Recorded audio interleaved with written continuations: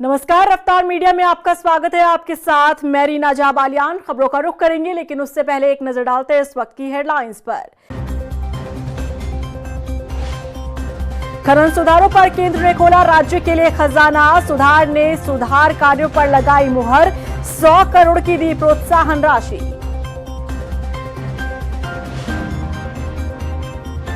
उपनल कर्मियों की हड़ताल को लेकर सरकार सख्त है। शासन ने नो वर्क नो पे का आदेश किया जारी। उपनल कर्मियों ने जलाया सरकार का फरमान। हरक सिंह रावत की बीजेपी पर तीखी टिप्पणी। 2027 से शुरू होगी उल्टी गिनती। उत्तराखंड से होगा बीजेपी का सफाया। कांग्रेस की होगी ताजपोशी। बीजेपी ने भी ली चुटकी। पूर्व विधायक चैंपियन के बेटे की बड़ी मुश्किलें। खुलेआम गुंडागर्दी करना दिव्य प्रताप सिंह पर पड़ा भारी। जांच में 32 बोर के रिवॉल्वर के दुरुपयोग का खुलासा। और चलिए अब बुलेटिन की शुरुआत कर लेते हैं। मुख्यमंत्री पुष्कर सिंह धामी के नेतृत्व में खनन क्षेत्र में शानदार प्रदर्शन और लगातार सुधारों के चलते उत्तराखंड एक बार फिर केंद्र सरकार से बड़ी प्रोत्साहन राशि हासिल करने में सफल रहा है।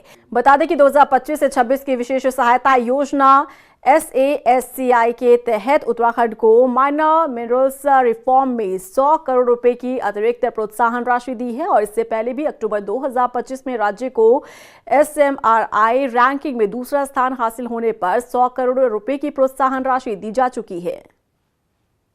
उपनल कर्मियों की हड़ताल को लेकर सरकार सख्त हो गई है। शासन ने आदेश जारी किया है कि हड़ताल में शामिल कर्मचारियों को वेतन नहीं दिया जाएगा।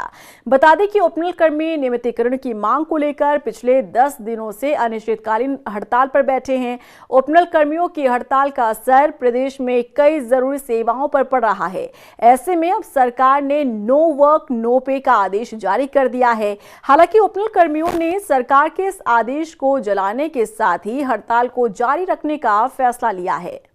जो भी कर्मचारी हड़ताल में सम्मिलित है उन्हें चिन्हित किया जाए और जो अनुपस्थित है उनके लिए नो वर्क नो पे का आदेश लागू कराए। तो सरकार ये जताना चाह रही है, डराना चाह रही है, धमकाना चाह रही है। तो ये कर्मचारी अब डरने वाले नहीं है। ये कर्मचारी यहाँ डटे हुए हैं और अपना हक लेके जाएंगे यहाँ से।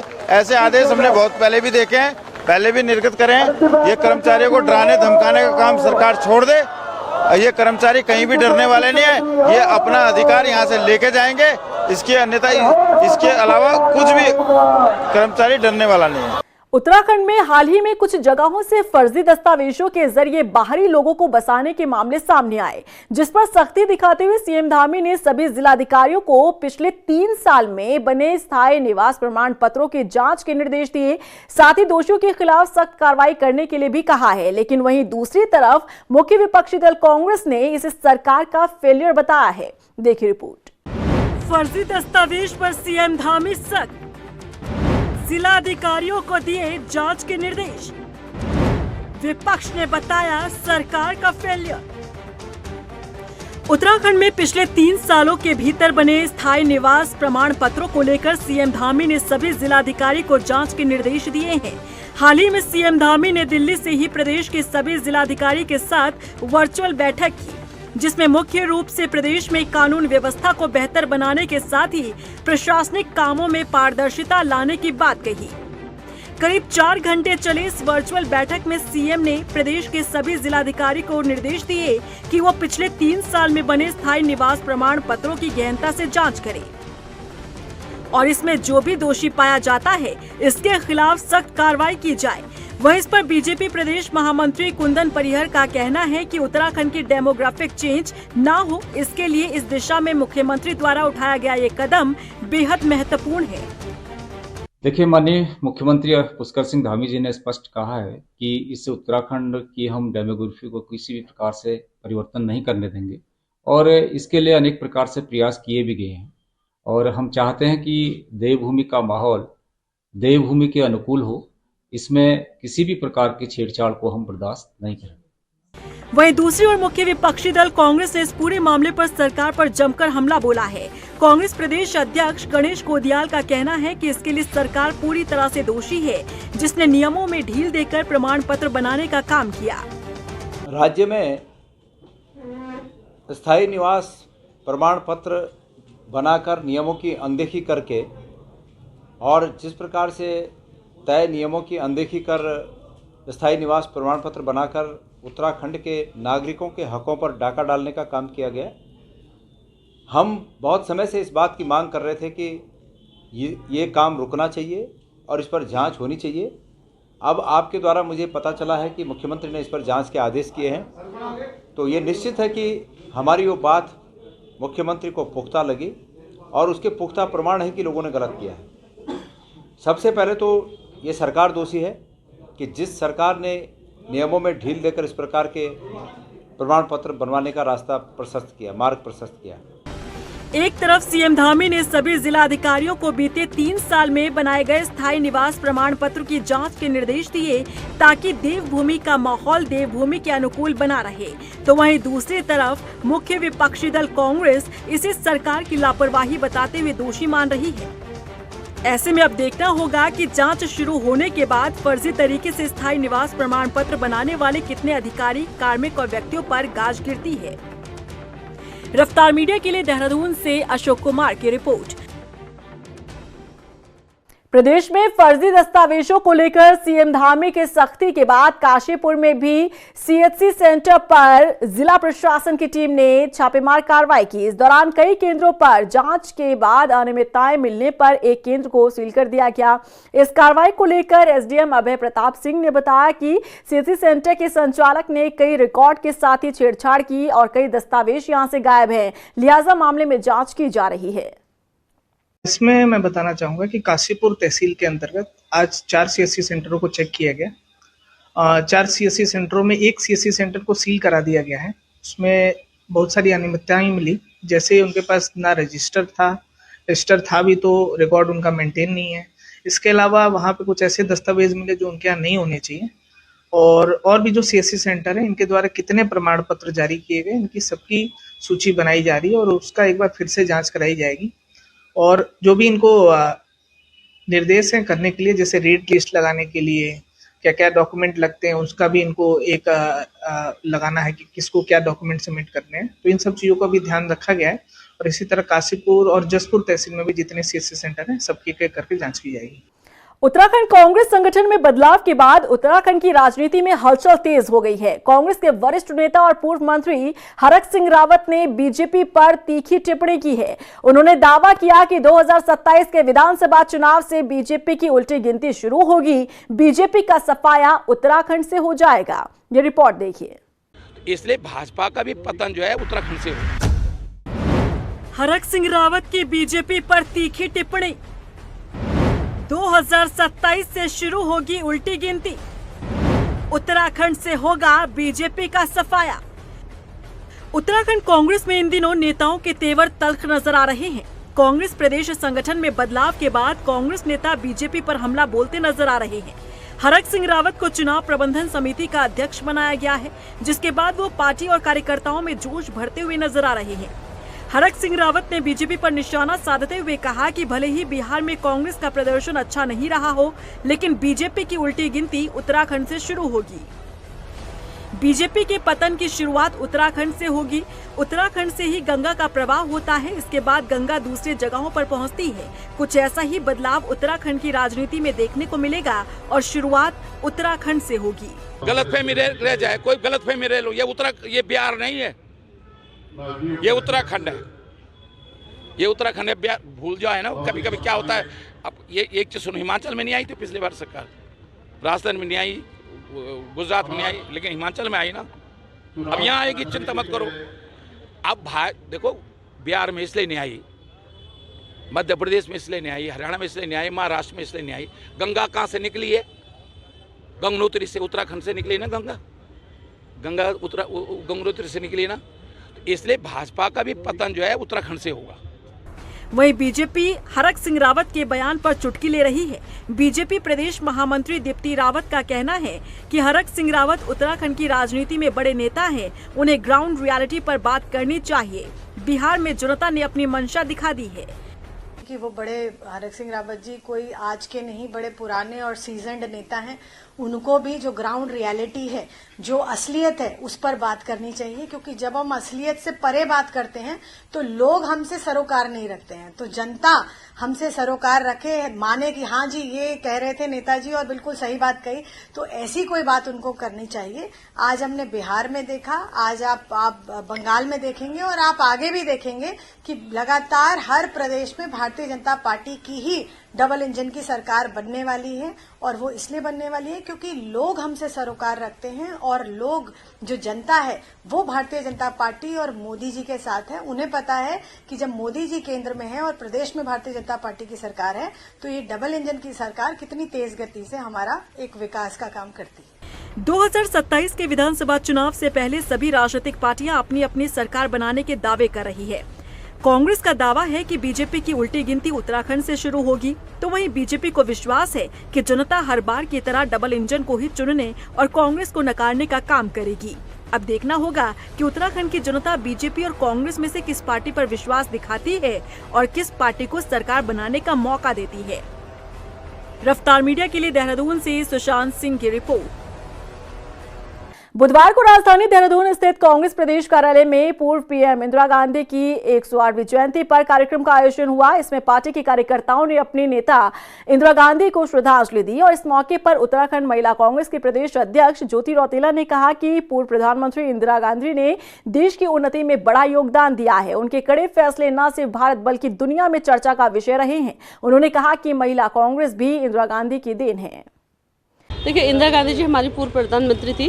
वो एक ऐसी शख्सियत है कि शायद इस देश में दोबारा वैसी महिला राजनीति में होना बहुत मुश्किल है।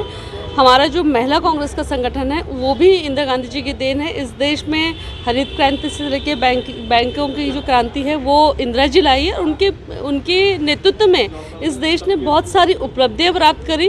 उनकी जयंती पे उनको हमारी श्रद्धांजलि है और हम लोग जरूर चाहते हैं कि हम उनके पद चिन्हों पे चलें। हरिद्वार में जिलाधिकारी मयूर दीक्षित ने रोडवेज बस अड्डे का निरीक्षण किया और इस दौरान उन्होंने साफ सफाई के साथ ही व्यवस्थाओं को भी परखा। यहां डीएम खराब पड़े electronic sign board, water cooler और सुलभ शौचालय की स्थिति को भी देखकर भड़क उठे। उन्होंने फौरन ही व्यवस्थाओं को दुरुस्त करने के लिए कहा। डीएम मयूर दीक्षित ने बताया कि बस अड्डे परिसर में फुटपाथ पर हुए अतिक्रमण को हटाने के साथ ही रंगरोगन का काम भी किया जाएगा। बीजेपी के पूर्व विधायक कुंवर प्रणव सिंह चैंपियन के बेटे दिव्य प्रताप सिंह को खुलेआम गुंडागर्दी करना भारी पड़ गया। इस मामले में दिव्य प्रताप सिंह के खिलाफ कार्रवाई की जा रही है। हरिद्वार प्रशासन ने सख्ती दिखाते हुए दिव्य प्रताप सिंह के 3 असलों के लाइसेंस निरस्त कर दिए हैं। ये रिपोर्ट देखिए। पूर्व विधायक चैंपियन के बेटे की बड़ी मुश्किलें, खुलेआम गुंडागर्दी करना पड़ा भारी। पूर्व सीएस के बेटे से मारपीट पर बड़ी कार्रवाई। देहरादून की सड़कों पर खुलेआम गुंडागर्दी करने वाले पूर्व विधायक कुंवर प्रणव सिंह चैंपियन के बेटे दिव्य प्रताप सिंह की मुश्किलें बढ़ती दिख रही हैं। पूर्व सीएस केएस रामास्वामी के बेटे से मारपीट मामले में चैंपियन के बेटे पर बड़ी कार्रवाई की गई है। एसएसपी देहरादून की रिपोर्ट के आधार पर डीएम हरिद्वार मयूर दीक्षित ने दिव्य प्रताप के 3 शस्त्र लाइसेंस निलंबित कर दिए हैं। उन पर कार रोककर मारपीट करने और लाइसेंसी पिस्तौल रिवॉल्वर दिखाकर धमकाने के गंभीर आरोप लगे थे। जांच में 32 बोर की रिवॉल्वर और एक बंदूक समेत सभी लाइसेंसों के दुरुपयोग और नियम उल्लंघन के प्रमाण मिले हैं, जिसके बाद निरस्तीकरण की सिफारिश की गई। डीएम मयूर दीक्षित ने 3 लाइसेंस तत्काल प्रभाव से निलंबित करने का आदेश जारी किया है। साथ ही एसएसपी देहरादून और हरिद्वार को निर्देश दिया गया है। वरिष्ठ पुलिस अधीक्षक देहरादून से मैं रिपोर्ट प्राप्त हुई थी।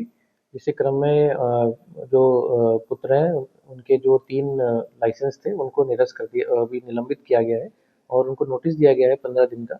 उसके बाद फिर अग्रिम कार्रवाई करेंगे। बता दें कि खानपुर के पूर्व विधायक कुंवर प्रणव सिंह चैंपियन के बेटे दिव्य प्रताप सिंह पर बीते शुक्रवार को पूर्व मुख्य सचिव एस रामास्वामी के बेटे आर यशोवर्धन से मारपीट का आरोप लगा था। दिव्य प्रताप सिंह अपनी मां के गनर के साथ लैंड क्रूजर कार में सवार होकर जा रहे थे। उनकी कार के आगे चल रही बोलेरो में यशोवर्धन सवार थे। बोलेरो को यशोवर्धन का ड्राइवर चला रहा था।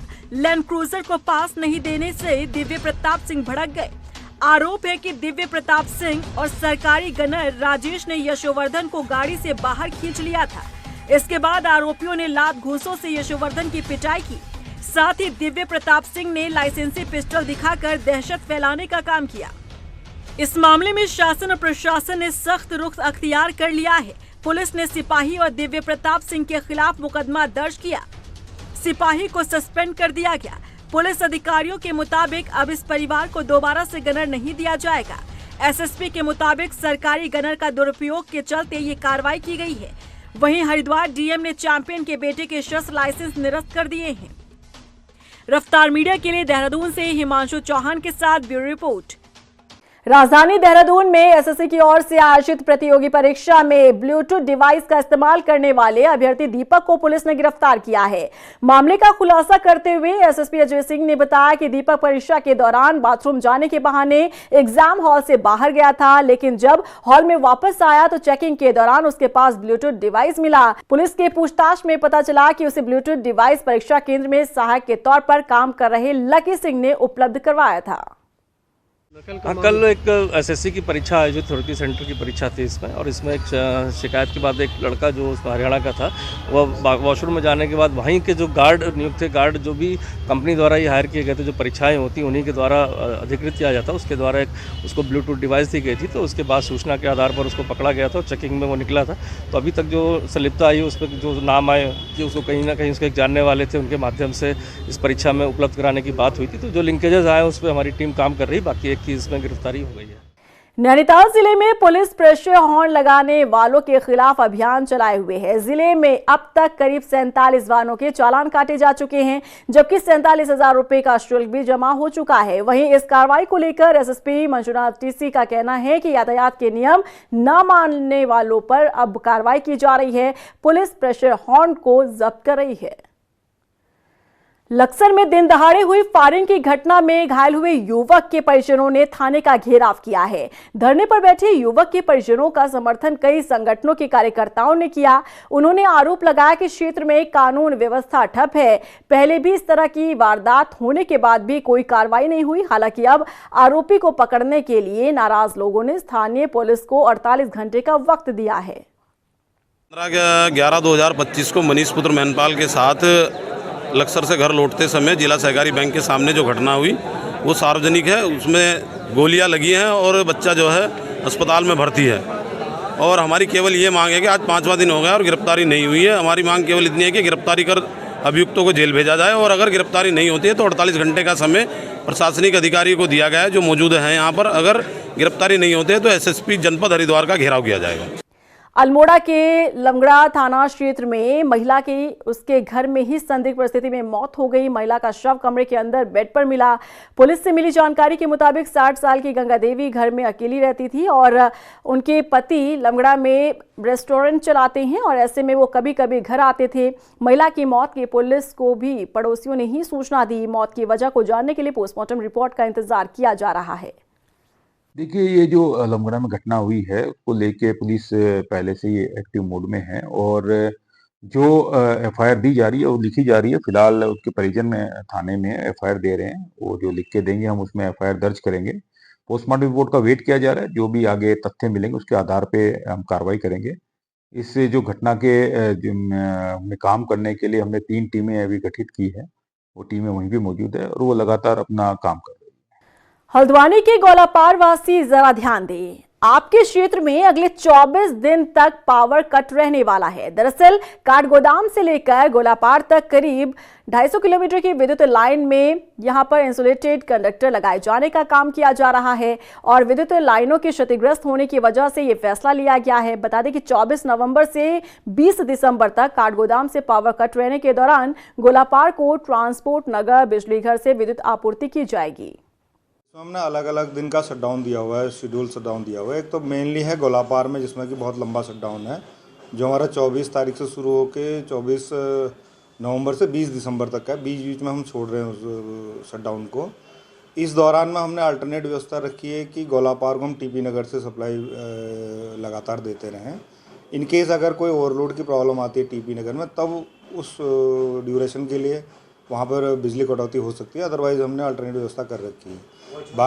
वहाँ पर जो है हमारा मेनली कंडक्टर बदलना है, जो 33 kV रानीबाग से गोलापार की लाइन है उसको, क्योंकि वो जंगल से जाती है, लगभग 2-2.5 किलोमीटर का पार्ट है वो जंगल का, और बार बार टहनी गिरने या उसकी वजह से जो विद्युत आपूर्ति में बाधित होती रहती है, जिसके लिए हमने इंसुलेटेड कंडक्टर वहाँ पे लगा रहे हैं। बुधवार को दिनेशपुर में किसान सहकारी समिति के संचालक का चुनाव संपन्न होने के साथ ही नतीजे भी घोषित हो गए। बता दें कि 11 वार्डों में से 10 वार्ड में निर्विरोध प्रत्याशी चुने जा चुके हैं, जबकि आनंदखेड़ा ग्राम में 3 प्रत्याशियों के बीच मुकाबला कड़ा नजर आया। और इसी के साथ फिलहाल इस बुलेटिन में बस इतना ही, लेकिन चलते चलते एक नजर डालते हैं इस वक्त की हेडलाइंस पर।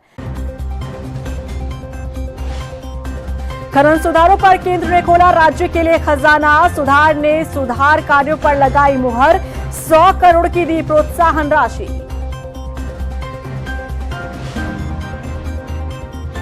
उपनल कर्मियों की हड़ताल को लेकर सरकार सख्त, शासन ने नो वर्क नो पे का आदेश किया जारी, उपनल कर्मियों ने जलाया सरकार का फरमान। हरक सिंह रावत की बीजेपी पर तीखी टिप्पणी, 2027 से शुरू होगी उल्टी गिनती, उत्तराखंड से होगा बीजेपी का सफाया, कांग्रेस की होगी ताजपोशी, बीजेपी ने भी ली चुटकी। पूर्व विधायक चैंपियन के बेटे की बड़ी मुश्किलें, खुलेआम गुंडागर्दी करना दिव्य प्रताप सिंह पर पड़ा भारी, जांच में 32 बोर के रिवॉल्वर के दुरुपयोग का खुलासा।